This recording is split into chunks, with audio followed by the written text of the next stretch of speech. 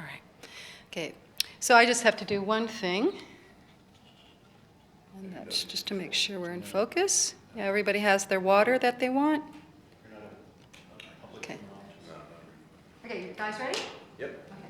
So you put that down there. I just have to do this so that all the audio is synced up.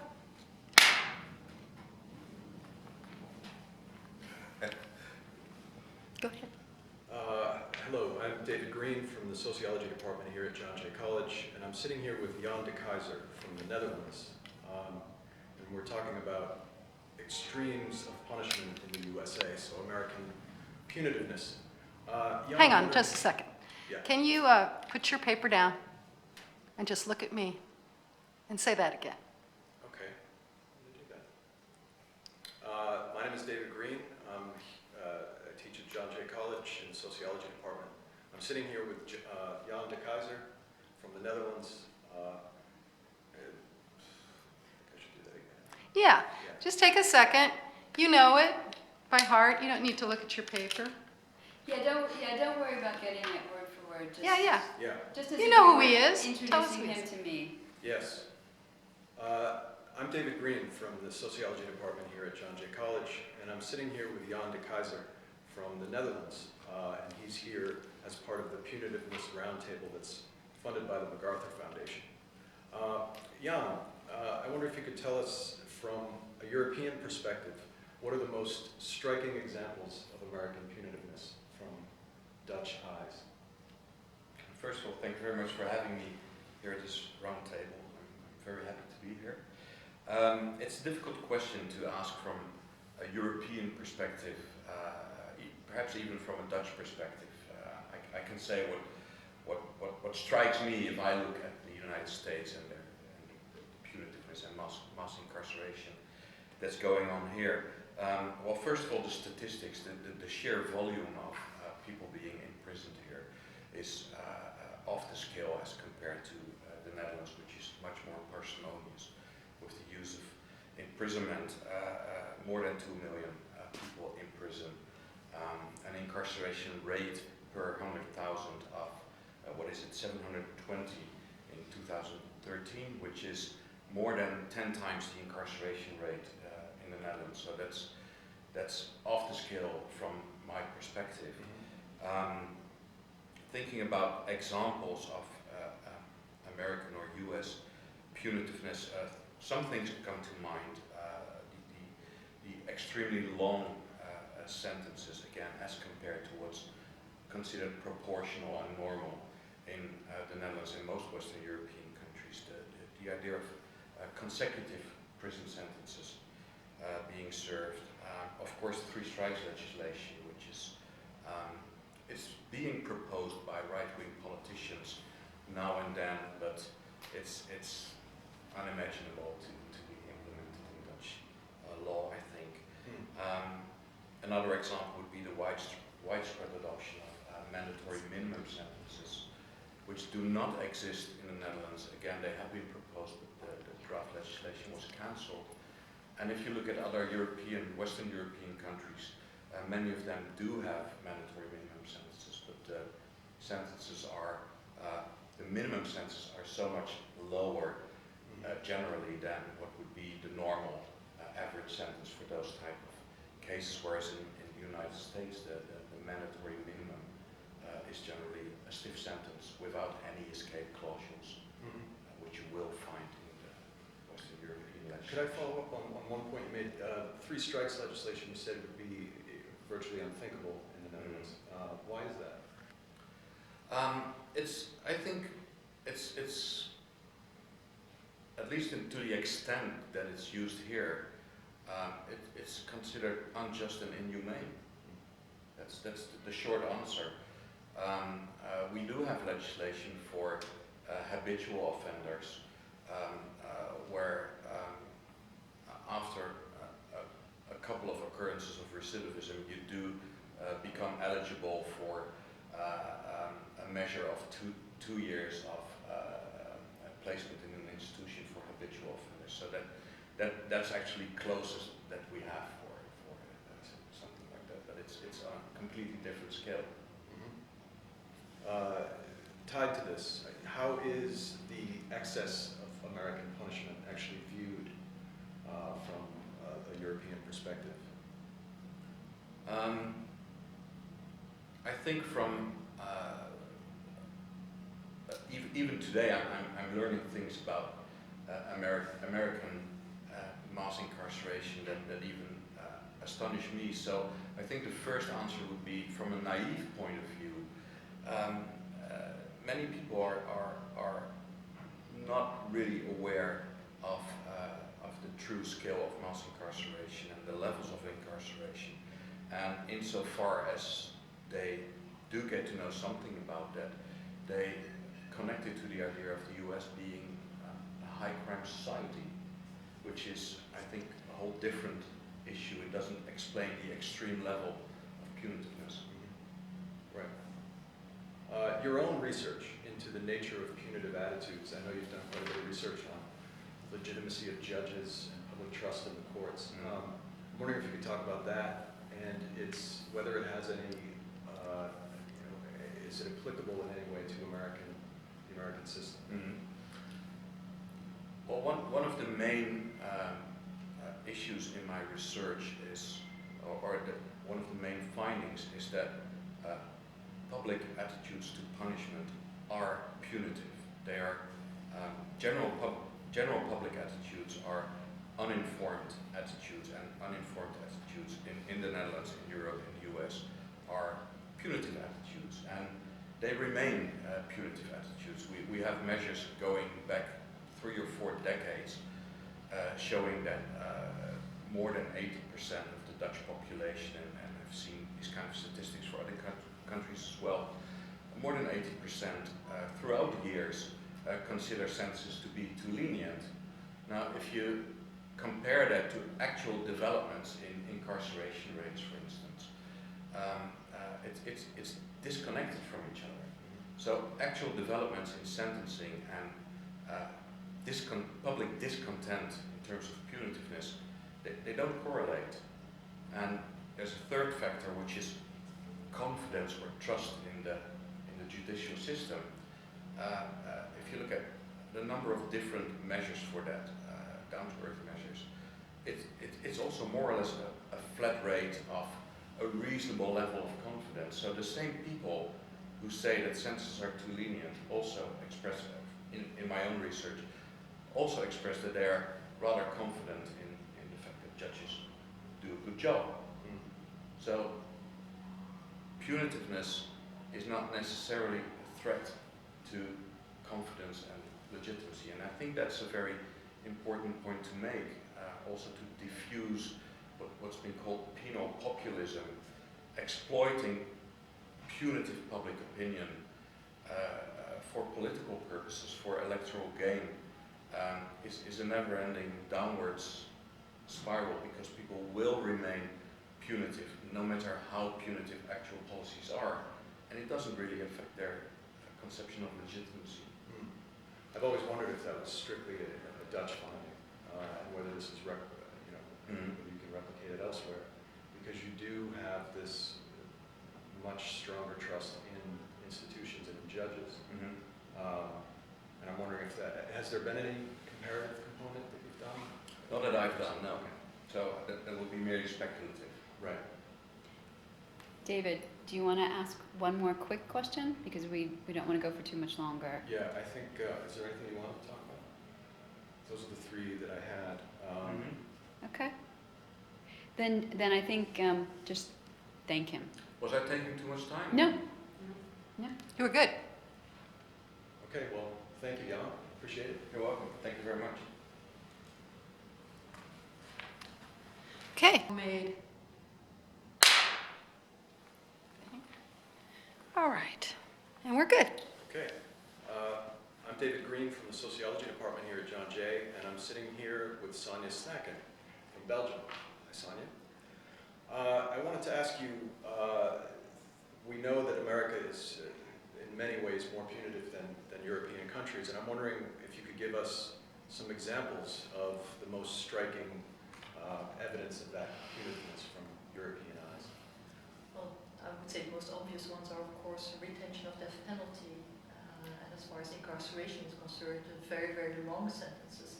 Also for non-violent offences or offences that would not even be treated with incarceration in Europe, but would have community sanction instead, or first offenders who are sentenced to imprisonment for not very serious offences.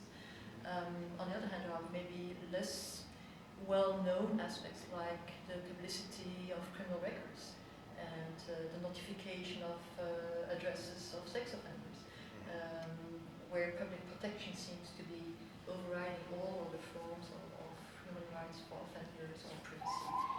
So that's also, I think, something that's quite different in Europe.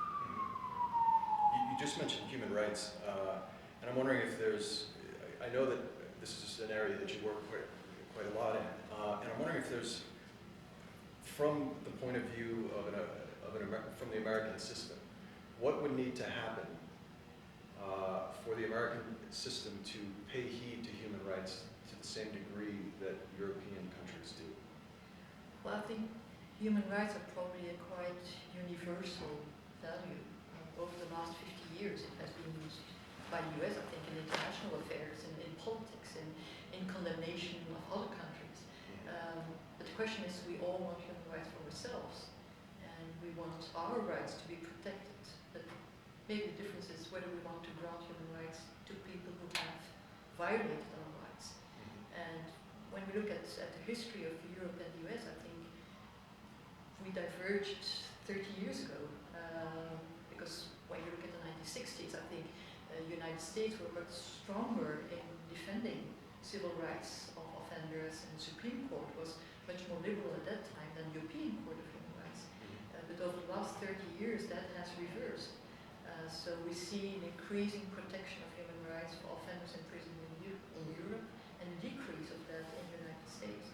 So I don't think there is, you don't have to go back 2 centuries to understand the differences. I think it's mainly the us versus them approach. If we want human rights for us, do we also want to grant them, to those who we do not immediately recognize maybe as people we like, or who are seen as evil or different from us.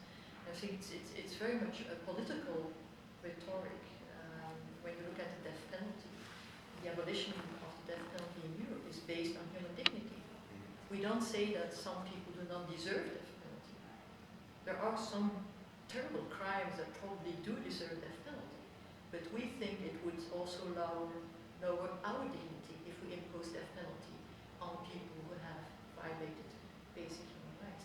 So if you are against violation of human rights, we should not violate them themselves, even for people who have committed awful offenses. And probably also the history that we have of the Second World War, with the extermination camps. We know what people can do to other people if you become very dependent, if you're seen as evil or the enemy, then you can be exterminated. So even if they are the enemy, or even if they are evil, we still should protect them in order not to become the executioners themselves. Right. How much of that divergence between the European path and the American path has to do with World War II experience? Is it the sole factor that contributed to this divergence, or are there other factors as well? I think there are other factors as well. I think the importance of scientific evidence on the impact of incarceration, on what it does on the offenders, on the families, on the communities is also different. But to do that, of course, we have to accept some rational arguments against the emotions that crime and punishment do arise. And I think that's where, again, I think policymakers are very important. It's punishment and crime is linked to very diverse emotions, and it's much easier to tap into the negative emotions. We lead to more revenge and more moral outrage rather than to tap into emotions of restriction and moderation. Knowing, well, if it were you, how would you like to be treated? But that's not the kind of retort that we hear. It's always, it's them, it's the others.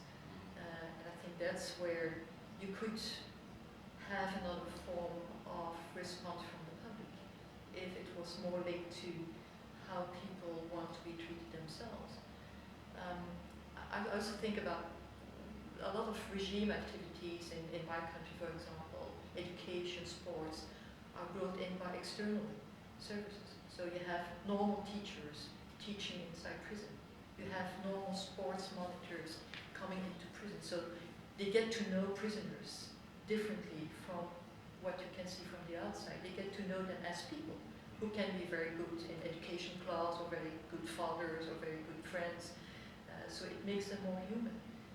And of course the strength of the prison is the symbol of the walls and the fences and the bad people are there, and we don't have to do anything with those people. So I think that kind of policy to integrate people from the outside inside also makes it more easy than to go from the inside to the outside.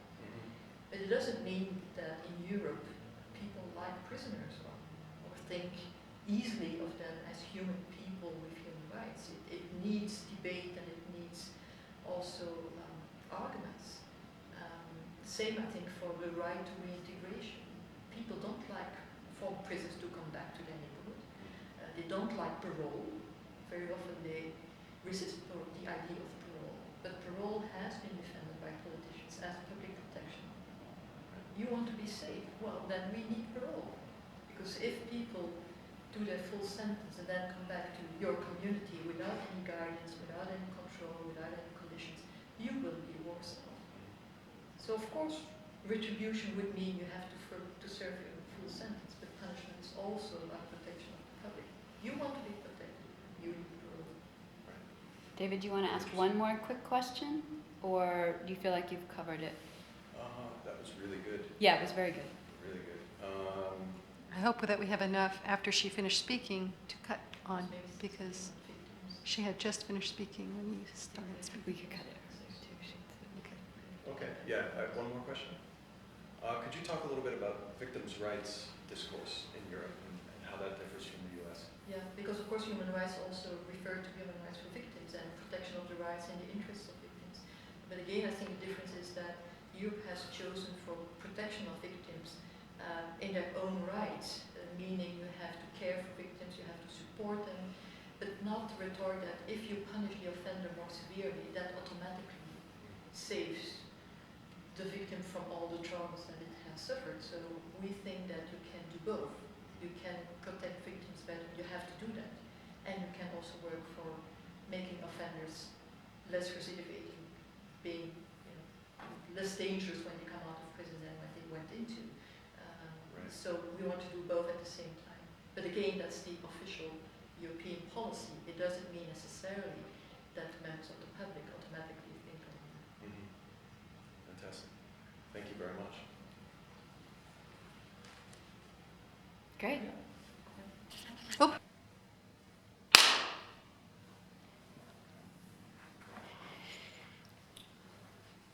I'm David Green from the Sociology Department here at John Jay College, and I'm talking here with Shad Maruna.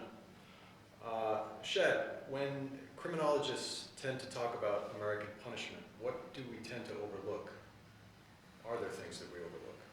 Or what perspectives or considerations do we tend to? Yeah, I mean, it's punishment has to be looked at from multiple disciplines, and so the conversation now has gotten fascinating, and we're now looking from an anthropology point of view, from a sociology, of course, but historical, political, psychological, or social psychology, where I come from, and philosophical, theological. So there's a great number of perspectives that can be brought to the table.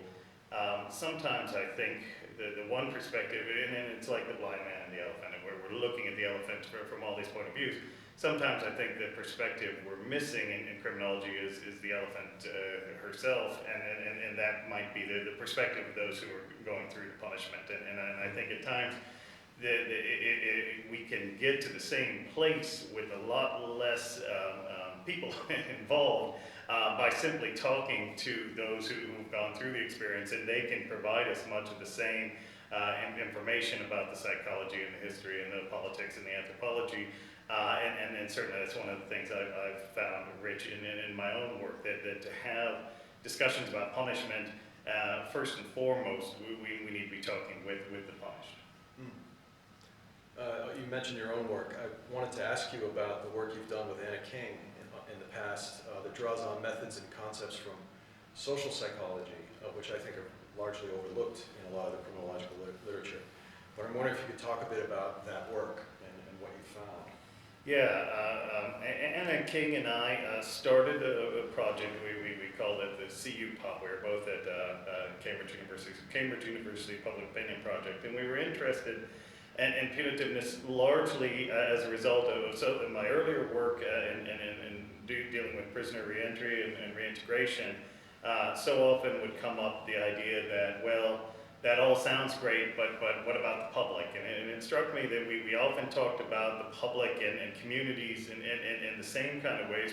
We talked about people we call offenders in kind of mythical ways, and I wanted to try to better understand community views with that project. And as you say, we did draw on social psychology. In particular, we were interested in attribution theory and the notion of people's explanations for crime and how that impacts their views on what we should do about crime. And that's quite common in a legal standpoint, in a philosophical standpoint, in many fields. We talk about this core question of is the person responsible, personally responsible, blameworthy, are they morally culpable for what they did, and if so, that determines how we punish. But social psychology, and to get to your question, has taken that question further, because this is what they do. It's crucial to cross disciplines, but in social psychology, they've really taken apart these attributions for cause and effect. And they've looked at different dimensions beyond internal and external attribution. So we look at stability of attributions. We look at the globalness or specificity of attributions. And Anna and I in our work found that some of these other dimensions may be more important and that we may be overly fixated on this question of is the person to blame? Did they do it because they wanted to, or did they do it because of their circumstances? What may be just as important is how stable are the causes of that behavior. And we found one of the best predictors of punitiveness was whether people thought that offenders could change, or the people we call offenders.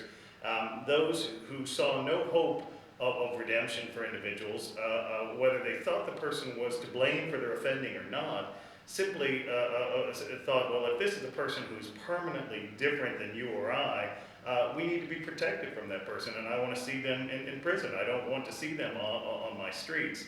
And so focusing on that redeemability dimension rather than did they know what they were doing was wrong? Were they pushed into it? And the kind of the mind reading about the past, to more focus on is this person redeemable? Can they change, or can people in general change their behaviors? Maybe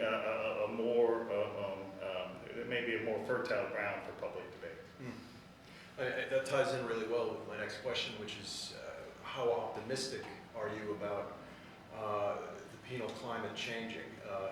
I've been really interested in the movement on the right in this question, and a lot of folks with evangelical roots and evangelical justifications for their approaches to this stuff have been using the word redemption a lot. And I'm just wondering if that leads you to be more optimistic that we can have a shift in the way we conceive of offenders. Yeah. No, I mean, in general, I'm as skeptical as all of us are about the current moment and bipartisan. We've been here before with left and right coalescing, and it always ends up for the worse. And so we have to be skeptical. But I think one of the positiveness has come out of your own writing.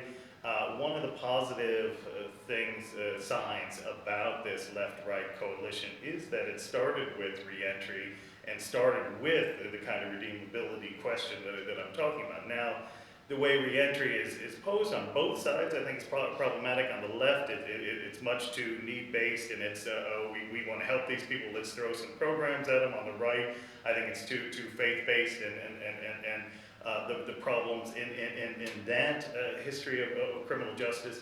But nonetheless, it has opened the door, the reentry, and Louis Kwan and others have been very skeptical about just how genuine any of this belief in reentry is, and I think that there's definitely he's justified in what a small drip in a huge sea of punitiveness, but I think that drip has opened the door, if I can really mix bizarre metaphors, it has opened the door in an important way to this question of, if we're for reentry, we must be saying that these people are like us, and once you do that, and once you're for reentry, I think it begs this question of so you would invite someone like that to the table, someone who's been an ex-prisoner.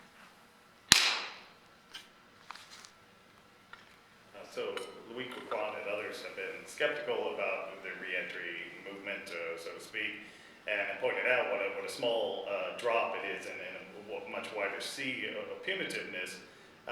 But I see some hope in that drop, and I think that drop has opened a door, a conversation about the people in prison, the people we imprison as fellow human beings, in the sense that you can't be for reentry in the way that advocates on left and right are saying they're for, without, at some level, saying that I would open the door to having an ex-prisoner part of the conversation. And when you bring ex-prisoners to the table and humanize them in the way that we were talking about earlier, I think automatically you're going to see a change in conversation and policy as well. So I think I have a lot of hope for where we could go with this current interest in reentry.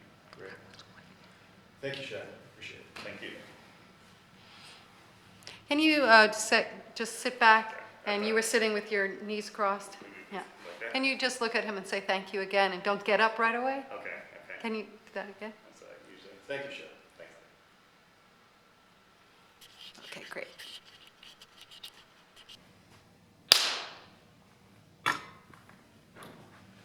I'm David Green from the Sociology Department here at John Jay College, and I'm here talking with David Garland. David, from a broader perspective, when we think about American punishment, criminologists tend to talk about it in certain ways, and I'm wondering if there are certain perspectives or considerations that we tend to miss when we talk about punishment. So I think that the question of explaining mass incarceration and America's punitive penal system, I think that's been on the agenda for about 15 years now. And I'd say that over that time there's been a whole variety of approaches, cultural and political science and economic and sociological. I think that there's a rather comprehensive account of that historical change. What I think is less well developed and needs to be brought more into focus is comparative studies, thinking about the US as compared to other nations. And I think that when we think of comparative studies, we can't simply rely on one-dimensional measures like the rate of imprisonment and say, well, the USA is clearly more punitive because it imprisons more. We have to take that together with understandings of the problems to which punishments respond in, crime rates, violence rates, and so on.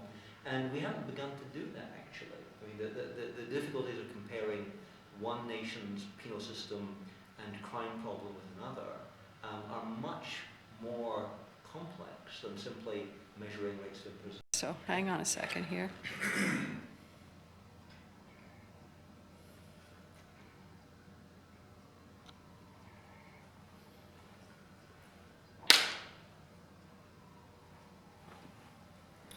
I'm David Green from the Sociology Department here at John Jay College, and I'm sitting here with Michael Tonry.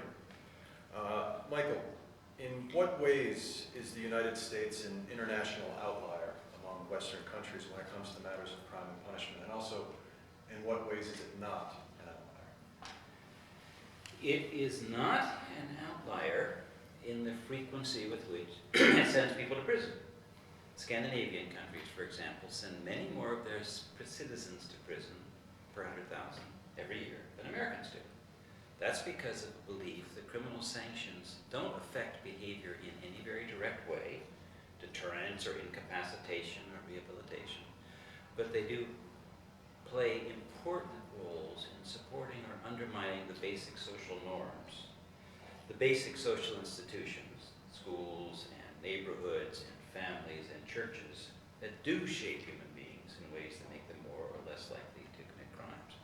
Where the United States is different is in the sheer size of its punishment regime. I mean, anyone who knows anything about this knows that the U.S. imprisons its citizens at 7 or 8 or 9 times the rates of most other Western societies. I'm sorry, can you hold here until this goes away? Gives it a certain verisimilitude. Oh, yes, indeed. To an extent that they won't be able to hear you. So you were about to explain the difference. All right. So one fundamental difference is the order of magnitude with which American jurisdictions punish its residents. The numbers are off on a setting like this, but I'll use some. So the United States imprisons 700 per 100,000 of its population. The norm in those countries with which we would ordinarily compare ourselves in Western Europe and the other English-speaking countries is 100 or 110, about a seventh. In other countries to which many aspirationally would compare ourselves, the Swiss or the Scandinavians, it's a 10 to 1 difference. Their rates are about 70. So that order of magnitude is a fundamental difference. A fundamental difference that gets paid much less attention is that we convict people of crimes and send them to prison on much flimsier bases than do legal systems of any other country. As anyone who's worked in the criminal justice system knows, 90 to 95% of criminal convictions in the U.S. result from guilty pleas, most of those induced by prosecutors offering limited concessions to offenders, with no validation ever by a judge or any other institution of the appropriateness of the conviction or the disposition. As a Federal Circuit Court, a Second Circuit Court of Appeals judge here in New York, Gerald Lynch, has pointed out, in the federal courts in the U.S. and to a growing extent in the state courts, prosecutors not only decide whether someone should be convicted, but what sentence they should receive. Lynch bluntly says, in most cases, the judge has nothing to do with it. That is not, there's no other English-speaking or Western European country in which that's true. In many Western European countries and some English-speaking countries, prosecutors may not even make a recommendation to the judge as to what the sentence ought to be because of a notion that the imposition of sentencing is an inherently judicial operation. It requires dispassion and balance and reflection. In the U.S., we have an assembly of the mind system of justice. So those seem to me the two most radical and fundamental differences between the U.S. and most other Western countries. This is a very broad question, but can you explain in a nutshell why there is such a difference?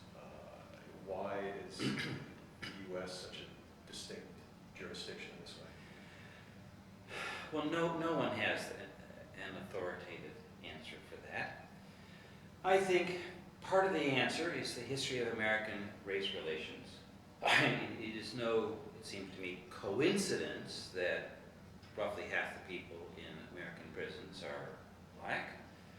2/3 are members of minority groups. The policies that send people to prison either involve drugs, but particularly crack cocaine in our time, or violence, both of which, for very different reasons, are offenses for which black and to a lesser extent Hispanic people are much more likely to be convicted and sent to prison. I think that's a major driver. A second driver, though, is a fundamental shift, I think, in American political and social culture, in which, beginning in the 1970s, policymakers and even to a considerable extent practitioners involved in handling individual cases stopped empathizing with the troubled human beings who come before criminal courts charged with crimes. I think before 1970, under a different system that was called indeterminate sentencing, judges and prosecutors imperfectly and sometimes not at all, but nonetheless, prosecutors and judges typically thought a lot about the human being who was before them and tried to fashion their decisions about handling that human being's life in a way that took account in some sympathetic way of that person and the life they had lived. That disappeared. Not entirely, of course you don't want to overgeneralize, but at a policy-making level, it disappeared. I mean, how, for example, could New York legislators have decided that any 16-year-old charged with street robbery will be sentenced in an adult felony court, processed in an adult felony court, and maybe sent to state prison? How could legislators all across the country have decided that serious crimes by 12 and 13 and 14-year-olds could be punished with sentences of life without the possibility of parole? How could legislators have decided that 15, 16, 17, 18, 19-year-old disadvantaged kids were growing up in socially disorganized neighborhoods who stupidly or greedily sold 2 or 3 grams or 5 grams of crack cocaine could spend the next 20 years of their lives in prison? It's because, I think, something happened in our political culture that made policymakers and often the practitioners who enforce these laws stop thinking about the individual human beings who were affected by them. This is a good segue actually into the question I've been wanting to ask you for a while. There's a lot of talk about reform of mass incarceration, and you've written in the past that those debates need to be framed in more than instrumental terms, that framing things in terms of recidivism reduction or public safety are just not going to get us there.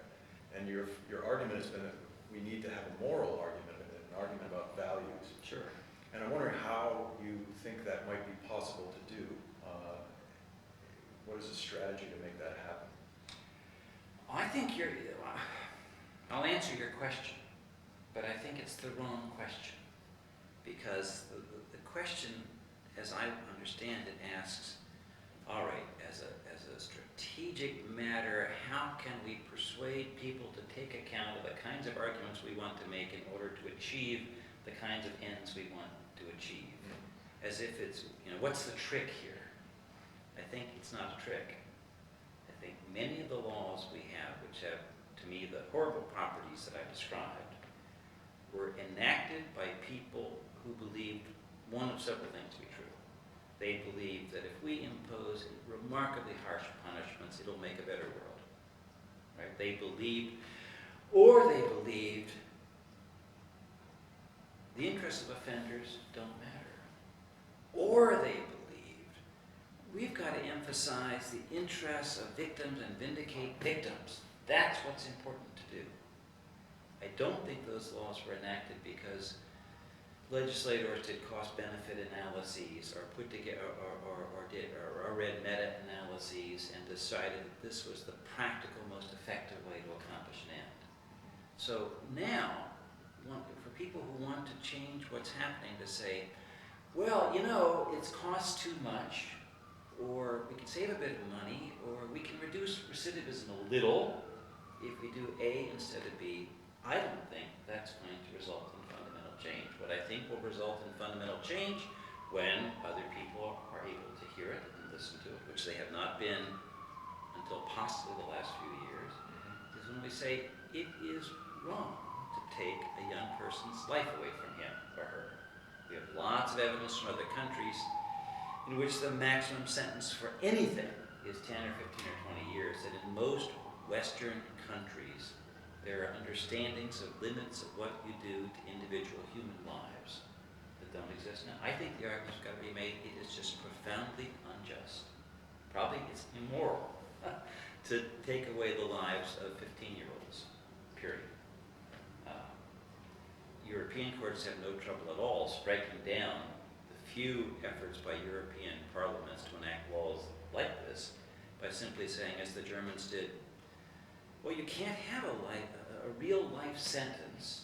There has to be a meaningful opportunity for offenders to raise the question of whether any valid social purpose can be achieved by holding them longer. And there has to be a realistic possibility that they will be released. And why is that? Because they are possessed of human dignity. And part of the possession of human dignity includes the possibility to imagine living a better life. If you say to a 45-year-old or a 20-year-old or a 13-year-old that you're going to spend the rest of your life in prison, there is no possibility of imagining living a better life. Fantastic. Goes back to empathy again. Yeah. Thank you. Thank you, Michael. My pleasure. You can't get up right away. You have to sit there. Can you do it again? Do the thank you. Just Yeah. thank you. Okay. Because we have to have room to cut. If you Sure. get up right away and you're attached, you can't go anywhere. So hold on just a You don't know second. me very well. I got a bull in a china shop. Excuse me. I could just go someplace and leave cords dragging behind me. Okay, sit with your leg crossed again and say that Okay. one more time. Okay. Thank you very much. Thank you, Michael. Thank you. It's my pleasure. It's been a wonderful opportunity. Am I to look at the camera when I'm No, just stay looking at him. Yeah, or turn your head naturally, but you don't need to look into the camera.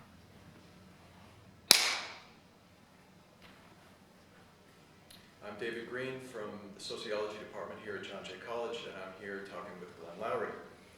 Glenn, I wanted to ask you whether we're in the midst of a bipartisan moment when it comes to reform of the criminal justice system. And in particular, there's concern about mass incarceration kind of reaching a saturation point, and I'm wondering if you're optimistic at all about this bipartisan moment actually yielding meaningful change. Well, yes, I guess I am. I was privileged to attend this bipartisan national summit on criminal justice reform that was organized recently.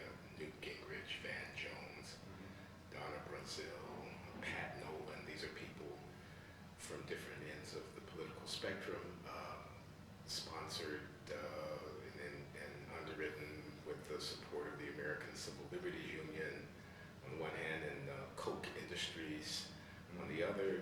These are organizations with different political instincts and orientations. So that's noteworthy. I heard from, at this national summit, politicians and legislators from both parties with constituencies that are very different, urban African American constituencies and more conservative constituencies.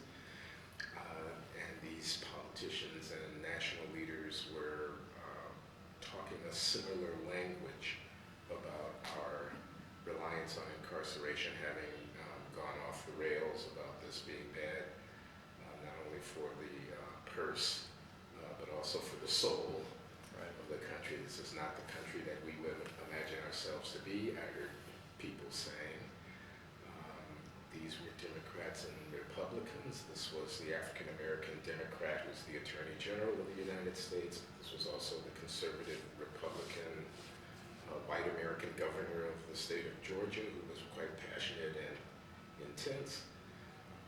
Clearly something is going on, and I don't know how to forecast the future about this, but given the long period of relative quiet around these issues, which was quite shocking to me when I first began to study incarceration in the United States maybe 10 years ago, that there was so little attention to something that it seemed to me was such a grave indictment of our conduct of our domestic affairs. That situation has clearly changed. The success of Michelle Alexander's book, The New Jim Crow, the movement against excessive police violence that one associates with Ferguson, Missouri, and all of that, the alliances of Senator Cory Booker of New Jersey on the one hand and conservative counterparts on the other to advance legislation. These all do seem to be straws in the wind that augur well, relatively speaking, for change in this area.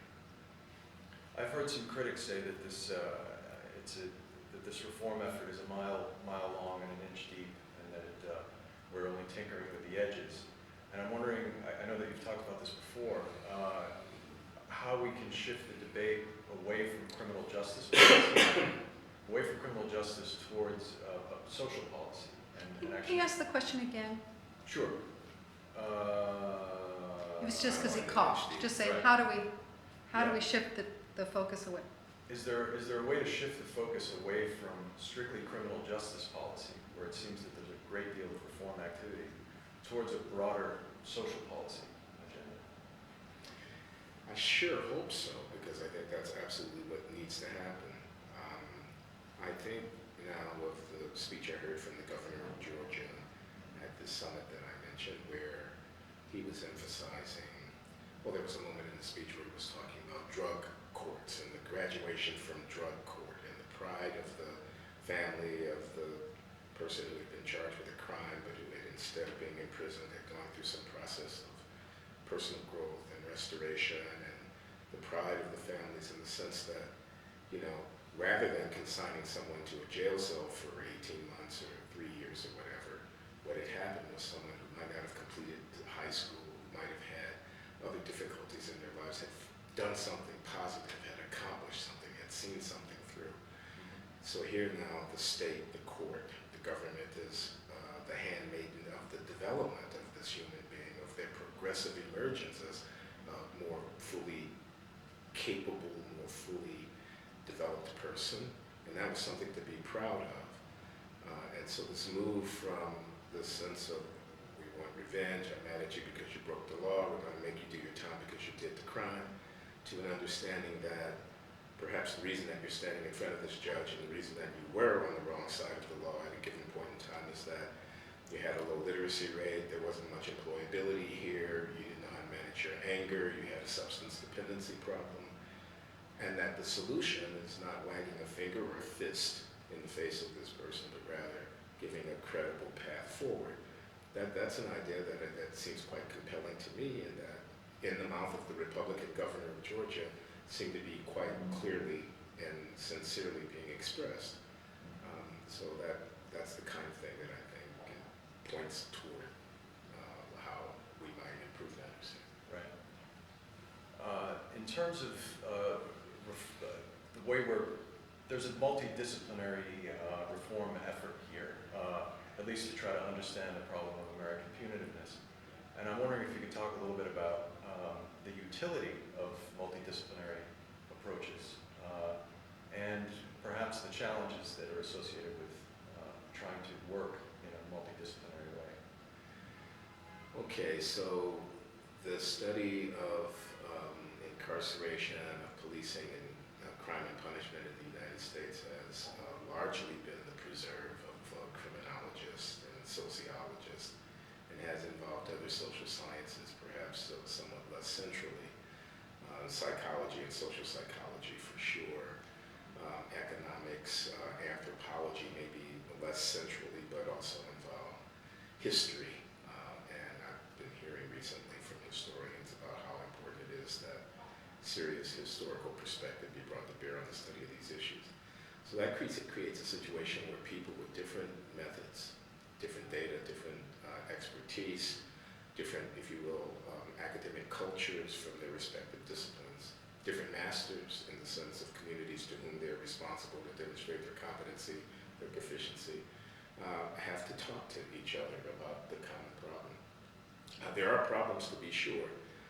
Not speaking the same language is a little bit of a Tower of Babel kind of effect as the statistics-driven econometrician tries to make sense out of what the narrative-focused historian is talking about. I know this because I have had to try to make sense out of what some of these historians are talking about. But it also, I think, opens up opportunities because the nature of these problems, we're talking about criminal justice, but I think the point could be made much more broadly, is multivalent, multifaceted. These are problems rooted in history, engaging governance and political process, having implications for budgets and for people's incentives, requiring to be rooted in the examination of evidence, which brings in the quantitative methods for assessing what evidence might be available and so on. So they are intrinsically interdisciplinary questions raised by criminal justice policy, and to be effectively dealt with, it seems to me they must engage the expertise across these disciplines, notwithstanding the difficulty that we scholars sometimes have in understanding each other across our respective boundaries. Right. That's great. Thank you very much. Hey, free at last. Recording over here.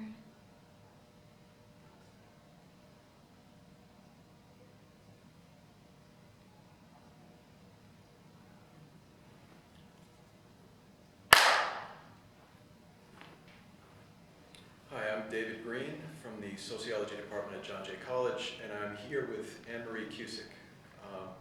Anne-Marie, I'd like you to describe your own research approach to understanding the issue of American punitiveness. In particular, I'd like to know what your approach in particular brings to the topic of punitiveness that typical criminological accounts miss.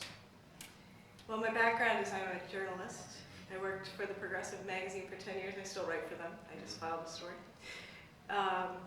And back when I was first starting, I asked to take on a longer reporting project. And so, because I was new to this, my editor said to me, well, here's a job that another reporter hasn't managed to do. He had 3 months, he didn't file, how about you take it on? It was on prisoners. And I thought, oh my, I don't know if I can do this. I honestly it was a tough on crime moment. It was under Clinton, it was 1996. And I was afraid of crime, quite honestly. So as a reporter though, what you do is you try to figure out what's going on. And the story he wanted me to do was about a device called the stun belt, which he had a little clipping that came from a publication called Prison Legal News that was about this belt coming into the Bureau of Prisons. And I started calling around and finally found people who knew about it. In order to find people who care about human rights who knew about it, I actually had to call London. And there I talked to an Amnesty International researcher named Brian Wood who said, oh yes, we know about this, we're researching it, you need to look at the advertising, and did you know it was tested on anesthetized swine? Well, yeah. So, but the stun belt is a device fastened around the waist with at that point, it was an actual bulky belt with a big 9-volt battery above the left kidney. It would go off for 8 seconds at 50,000 volts, set off by remote control from 300 feet away. It could be set off again and again with a 1-second pause between shocks. And I tried to figure out, is this really dangerous? Is it going to be misused? And in fact, there was a prison guard. Some of the training for these devices was having prison guards actually undergo a shock. And right when I was starting, a prison guard named Harry Landis was shocked with a stun shield that used a similar mechanism. And he went back to his chair, sat down, and collapsed and died. I ended up talking to a coroner and an engineer who looked at it, and they said, yes, this knocked his heart into a different beat, causing him to pass away. At the same time, I was talking to the manufacturer, because I think it's really important to talk to the manufacturers, and he would say, this was the manufacturer of the stun belt, and then I also talked to the maker of the stun shield. The manufacturer of the stun belt would say, our stun belts are 100% non-lethal. And he really emphasized control of the inmate, and also words like devastating, meaning it causes a lot of pain. In fact, when I went and spent time with a stun tech trainer, I tried to, in Appleton, Wisconsin, my hometown, I tried to get him to let me wear the belt and undergo a shock, and he wouldn't do it, and he kept using that word devastating. So that kind of reporting, I also did work on a device called the restraint chair that was coming into jails, and that was associated with, at the time I was reporting, a number of people had been tortured while in the chair. The restraint chair immobilizes people fully, so they can't move their arms, their legs, their torso, and their head is able to move around a little bit. So there were cases of torture, there were people being threatened with electric shock while in this device, and there were people who died after being placed in it, 11 people at my count. I saw these devices coming in, I reported on them, I reported on other issues. For instance, when Abu Ghraib broke as an issue, I already knew, because I'd been reporting for 8 years, that there were parallels in the domestic prison system that really the public wasn't nearly as reactive to as they were to Abu Ghraib. All of this reporting and much other besides that made me wonder, how did corporal punishment, a version of corporal punishment, emphasis on pain, emphasis on control, how did this all come into our prison system? What led to it? And that's what led to the book. The book was an attempt to try to figure that out. And this is all linked also to things like the numbers of people in prison. But when I started examining it, that why question, the how question, seemed to me to be a question of how do we let people undergo physical punishment and believe they deserve it? And then how are we seeing those people? And the more I talked to people, the more I researched, the more it looked like a lack, again, Michael Tomery just said this in his own talk, but that we no longer were able, as a public, we really were not feeling empathy for people who had committed crimes, who had violated our citizenship code in some way. That they no longer were people in our way of seeing them, we weren't interested in seeing their humanity, and then they became, evil doers who then should undergo extreme control because they were always dangerous, more than being in a prison cell, being in things like a chair or a stun belt, and also when pain happened, that was part of their punishment. And that led me to culture, because how do you start to understand people as evil? How does, in the United States, punishment is populist, it's democratic. What people feel about crime, and there was a great deal of fear about crime that was disconnected from the crime rate. By '96, the crime rate was going down, and yet there was great fear of crime, and that was documented. How does that disconnect happen? And I started to look at things like culture. So we're talking religion, we're talking popular culture, etc. That was my method. It was almost a backwards method, where you start with what we have, and then you go, how do we explain it? Where do we look? Right. It's a largely neglected approach in criminology, it seems. Well, it's a journalist's approach. I think we're beholden to a broader public. I have to write in a very accessible way, and I also have to make these issues mean something to that public, and that public's invested in some ways in the now, and also how to react, how to change those things. And the more, reporters are always looking at that and then speaking in that way. Those bigger questions of the how and why are hard to answer in an article, though. So I think the how and why are really important for us now, because they also contain the answer, potentially, for how to change the direction of public opinion. Right. Could you talk a bit about that? I found this to be a really intriguing notion that we seem to be at a moment where people are talking about mass incarceration and excessive punishment in a way that we haven't seen, at least not in my lifetime.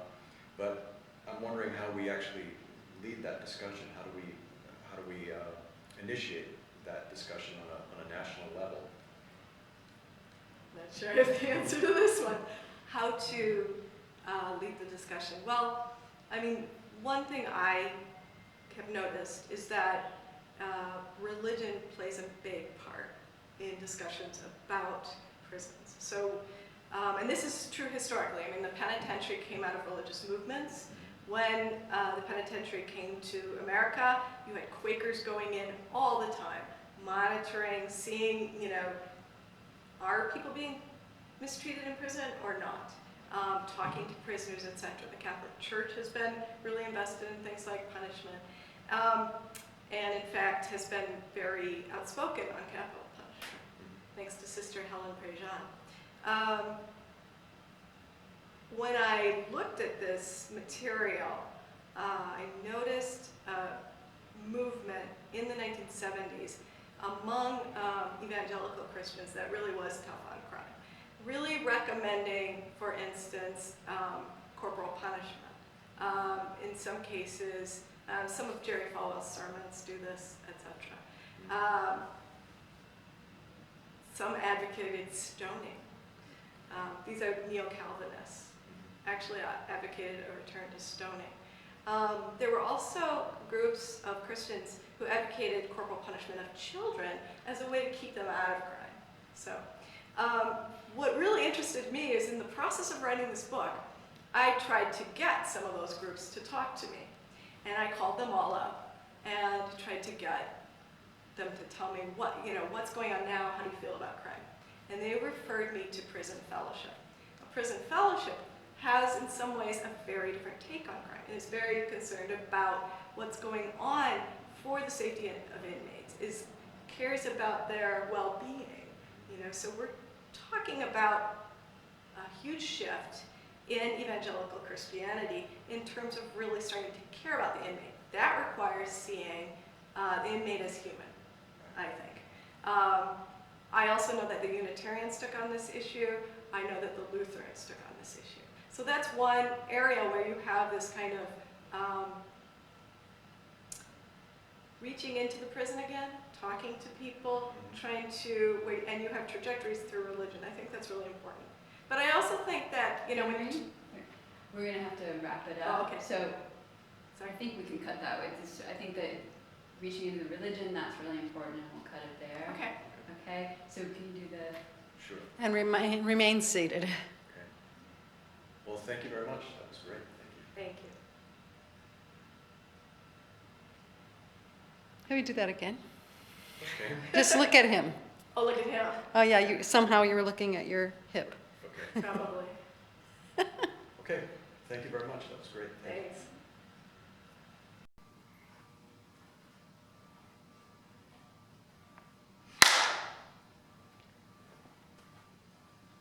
I'm David Green from the Sociology Department here at John Jay College. I'm sorry, I wasn't framed up nicely.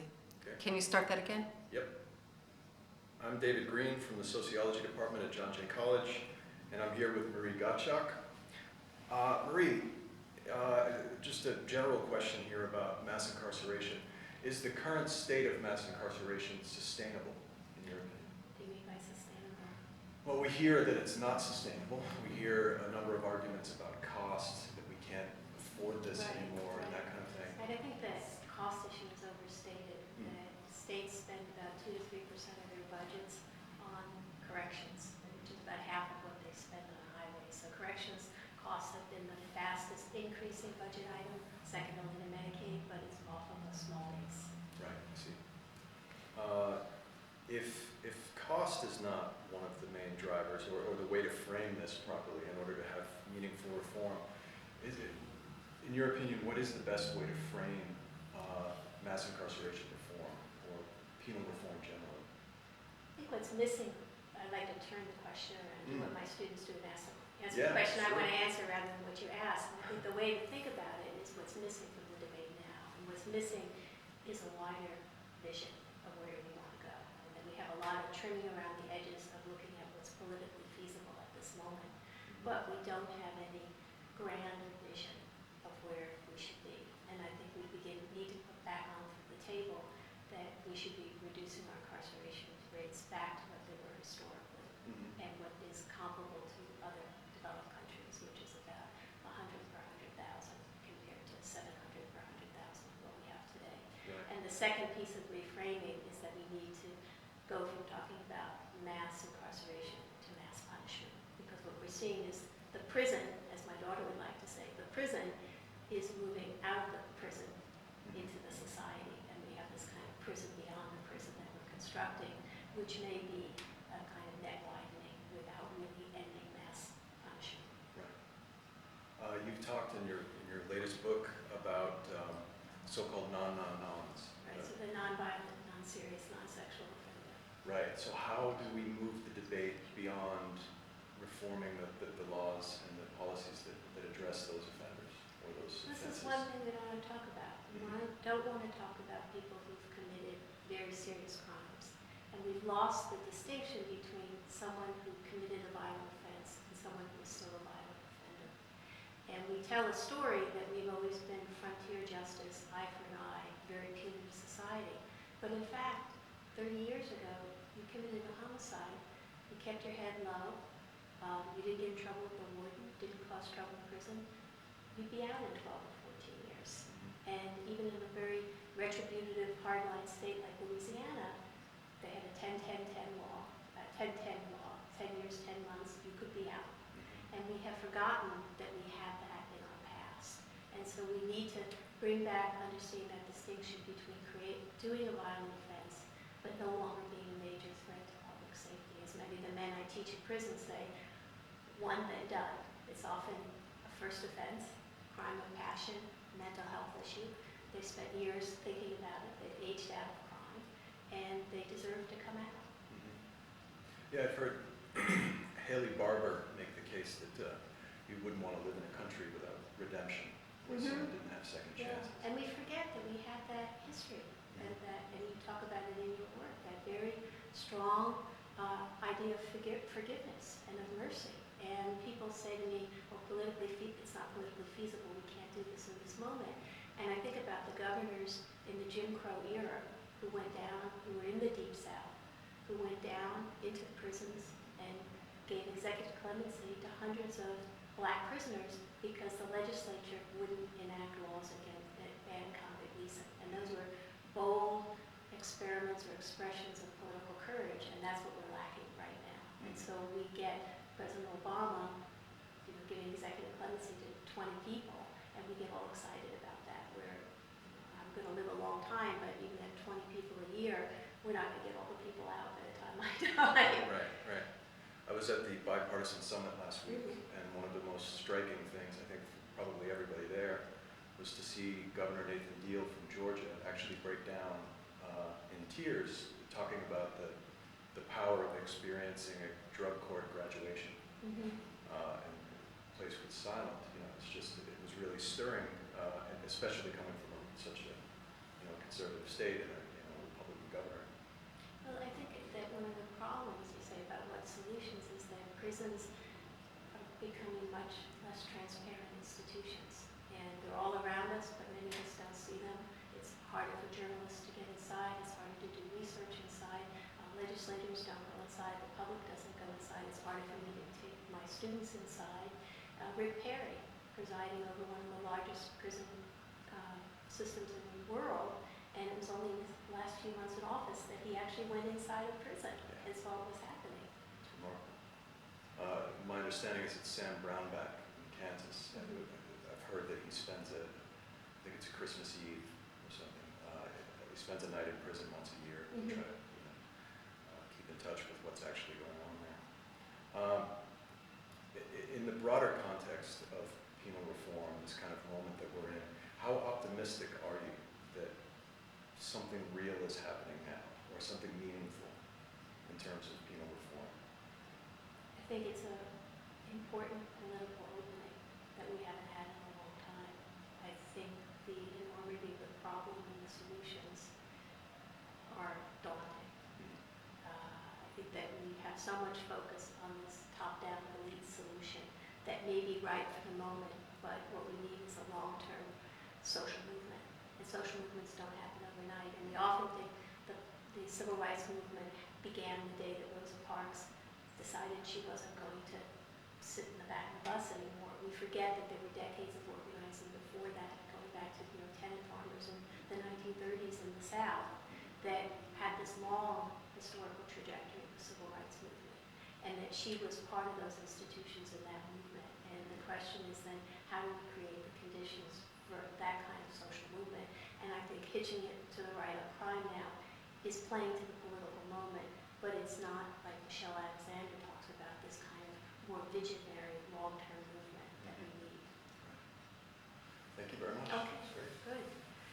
Oh, we always forget to Yeah, we tell always forget to people, Oh, you oh. can't Okay, we just also get have up to do the because you're thank hooked you. up. Yeah. Just do Sorry, the, I'll Oh, just, sorry. no, it was great. It was a great Yeah. interview. So basically, after he thanks you, you thank him, and you look forward. Then you just need to sit for 3 seconds. Now, how should I have known that? No. Yeah, you wouldn't have You known. didn't We, send me to for, prison for that? we forgot, we like forgot. halfway out the room. Okay, okay. Yeah. So do.